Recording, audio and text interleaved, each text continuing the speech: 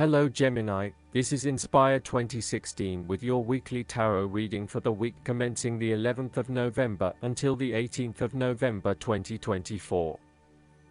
The first card for you is representing, how do you feel about yourself? Your card is the Nine of Swords. Your experience of the world is greatly influenced by our expectations, desires, and fears, and therefore you are largely the creator of your own world, and your attitudes determine how you experience that world. The Nine of Swords can also reflect fear of the future, or what may possibly happen in the future. If you allow yourself to be bound by fear of the future, you are at risk of eventually creating a negative reality for yourself by virtue of your expectations. Your nightmare becomes your self-fulfilling prophecy, which is clearly not a desirable outcome. Generally, this card is an indication that you are worrying excessively about a situation. You are literally being kept up at night because you are so anxious about a particular issue. It is possible you are working yourself up unnecessarily, and, if you were to look at the situation more objectively, you may come to realize that it is not as bad as you are making it out to be. In fact, all that worry and despair is what is making it worse, so rather than fretting about it, do something to change it. Although most people experience fear, frustration and uncertainty at some point in their lives, you should not allow those negative emotions to immobilize you or keep you from pursuing your goals with enthusiasm and hope. Expect at least some level of uncertainty in the future, and draw upon your inner strength to remain as flexible and adaptable to that uncertainty as possible. The Nine of Swords can also indicate that you are being incredibly hard on yourself, putting yourself down or engaging in negative self-talk. For every mistake you make, you blame yourself and become worked up and angry at yourself for messing up again. So, ask yourself why you are being so hard on yourself, how are you putting yourself down, or what is the source of your depression? What can you do to make yourself feel better? The second card for you is representing, what do you want most right now? Your card is the Two of Wands. What do you want most right now is to take your idea and turn it into a feasible plan that you know will lead to your success. It is no longer just an idea, but you now have a plan in place to ensure that your idea is carried out as you had intended. The Two of Wands is also about discovery, particularly as you step outside of your comfort zone and explore new worlds and new experiences. It may take some courage to take the first step, but this card gives you the confidence of self-knowledge. You know what your goal is, what your creative process is directing for you, and you are confident in its eventual fulfillment. The Two of Wands indicates that you will begin to consider your longer-term goals and aspirations and will plan ahead for what you need to do to achieve these goals. You have already come so far, but now you feel it is ready for a change, this time with your long-term future in mind. You may be considering overseas travel, further education, or a major career change at this point in order to expand your learning and development, and to grow your horizons beyond your immediate environment. With careful planning and a moderated approach, you will set yourself up for success in the future. The twos in tarot often represent decisions of some sort. In the case of the Two of Wands, you are making a decision between sticking with what you know, or expanding your horizons and taking a risk. You know that the world has to offer you something bigger or more meaningful, yet you are also aware that in order to maximize on this opportunity, you must leave your familiar grounds. Even though you have already invested a lot into your current circumstances, for you to be able to grow and to maximize your potential, it is imperative that you step out into a new world and explore your options. This card shows the patience and focus of your intent. You have got the ball rolling and have started out on your journey, so now it is time to patiently wait for your rewards and watch as your ideas begin to materialize. The third card for you is representing, your fears. Your card is the Nine of Pentacles. You are afraid of financial setbacks, or you have experienced a loss due to unwise decisions or foolish actions. Your foundations may be about to give way. If they do, learn from your mistakes and build a more solid and secure foundation next time. The Nine of Pentacles can also indicate an overinvestment in work. You are working long hours at the detriment of your personal life. This is a good time to return to a natural setting, e.g. a forest, beach, mountain, or lake, to restore your energies and rejuvenate yourself. You may need to release some of your focus on needing to sustain particular income and a particular standard of living, especially if this is coming in the way of other life priorities such as family or relationships. You may think you need the best of everything, but really, all you need is your family and loved ones around you. Do not be afraid to take a cut to your income for a short time or to reduce your hours at work, even if this means that you have to eat rice and beans each night for a week to make up for it. It is important that you are focused on what is most important to you.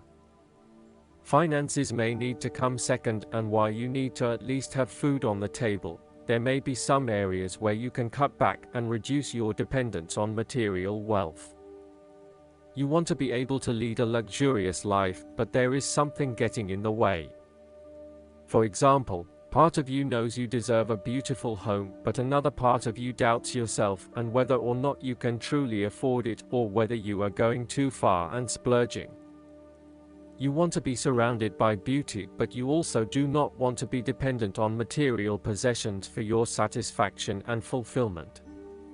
You do not want to be seen as spending your money frivolously, and so you are reluctant to invest in luxury.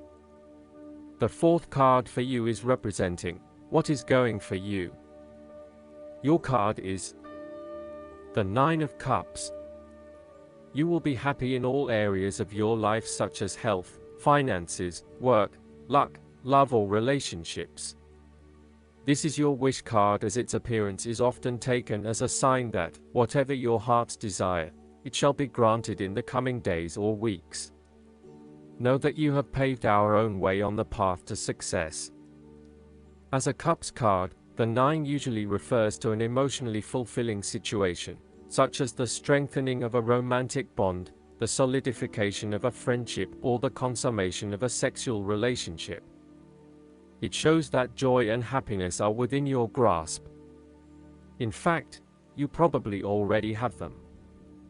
It is a sign to enjoy the abundance of life and to feel each of your emotions as if you had never felt any of them before. See the perfection all around you. The Nine of Cups is also about counting your blessings, living in the moment, and enjoying the good things that life has to offer. Start or end every day by creating a mental list of the 3 things you are most grateful for. You will find that over time, you indeed have a lot to be happy about, and it may increase your feeling of deep contentment and fulfillment. The Nine of Cups represents stability and advancement. This card signals delight and pleasure, contentment with what you have accomplished so far, and forms a steady foundation for the future. Your worries are all in the past, and you can look forward to a bright future. The man in the Nine of Cups also appears to have a certain smug look on his face. Indulge yourself in knowing that you have worked hard to get here, and you have achieved the results you had hoped for. The fifth card for you is representing what is going against you. Your card is the Queen of Cups. You are afraid of your negative emotional mental state play in your head. You are allowing your imagination to run away with you. You mean well, but unfortunately you cannot be relied on. You are letting your emotions take hold, and you are not thinking clearly with your head. At its worst, the precious qualities of imagination and flowing fantasy might turn out to be weakness and thoughtlessness, turning in any direction that any wind may blow, getting lost in a dream world of unreal fantasies. You are becoming easily overwhelmed by emotion, and you are becoming moody, unstable, brooding, suspicious, and overly secretive. The Queen of Cups represents an over-emotional wreck who can be driven to manipulative and vindictive behavior. Your mood swings are making life difficult for others, and you are emotionally draining on those around you. You tend to play the emotional heartstrings to your advantage. Within you, you may also harbor angst and self-loathing for your inability to do more with yourself and your talents. This card heralds a time when separating the emotions from any sense of sensibility may be difficult. Strong emotions may seem to take all parties on a roller coaster ride. Within projects, jobs, or workplaces, all members may feel their emotions are a little frayed from stress. With this in mind, the Queen of Cups also warns against entering into any agreements with those who seem to play on your sense of guilt or pull on your emotional heartstrings, for they may not be what they seem. The Queen of Cups can indicate an over-reliance on other people's emotional responses, which may result in a codependency-type relationship. You may want to examine your current relationships. Is there codependency? Are you giving too much of yourself and not getting anything in return? This queen nurtures for the sake of inducing dependency, and places undue importance on being in a relationship, no matter what its quality. There could also be a tendency towards having too many expectations from your partner. The last card for you is representing the likely outcome that you may have. Your card is the Two of Cups. There will be a beautiful start to a new romance in which you experienced understanding, harmony, and deep love between two souls. The seed has blossomed into a tree of appreciation. Kindness and thoughtfulness will bind your two hearts together with the feeling of being simultaneously very special to one another. This card can also refer to marriage, proposals, and engagements, particularly as this card portrays what looks like a wedding or hand fasting. It is a reflection of commitment between two individuals, to say that they will go through life together, always considerate of each other's needs and wishes. This card typically points towards a relationship that is based on mutual attraction and romantic inclinations. It reflects the clear, nurturing, supportive and heartfelt exchange of emotions that is the gift of a romantic relationship. The Two of Cups represents love that is nurturing, creative, clearly focused, inspirational and equally fulfilling. Outside of love, the Two of Cups reflects a partnership of sorts, be it a business partnership, friendship, or even a relationship between a person and their pet.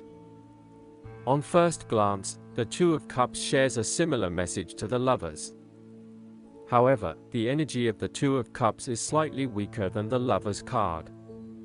Whereas the Lovers is the reunion of two complete beings, the Two of Cups is a less mature union that, stable as it may seem, does have the potential to come undone over a longer period of time. So, while the union is strong now, it is not clear whether the relationship shown by the Two of Cups can stand the test of time. Only the two people involved can decide that. Despite the focus on the two beings shown on this card, the Two of Cups also points to what is happening within the individual. To be truly loved, deeply treasured, and valued highly by others, you must first and foremost strive to create those feelings for yourself. That is, when you work toward loving yourself, you hold your inner spirit in high regard, treating it with deference and deep respect. When you see yourself in this positive light, other people cannot help but respond to your personal sense of value in an equally positive manner. Last but not least, the guidance card for you is the Death. This marker portends a time of transformation, total change of attitude, the death of the old. Regardless of how death presents itself, it is a necessary aspect of all things. Always remember the phoenix that rises up out of its own ashes to soar in the wind, renewed, filled with life. Death is the winter of things, part of the cycle of life. When you receive this marker, You are reminded that all things have their season. Take courage, for in surrendering to death, in time you will be blessed with extraordinary new life. Rejoice, for that which dies fertilizes and fortifies the new. Endings always point to fresh beginnings. I hope that you enjoy everything, and if you like the reading, just please click subscribe and you will get instant notifications every time we publish a new video right to your YouTube. Thanks.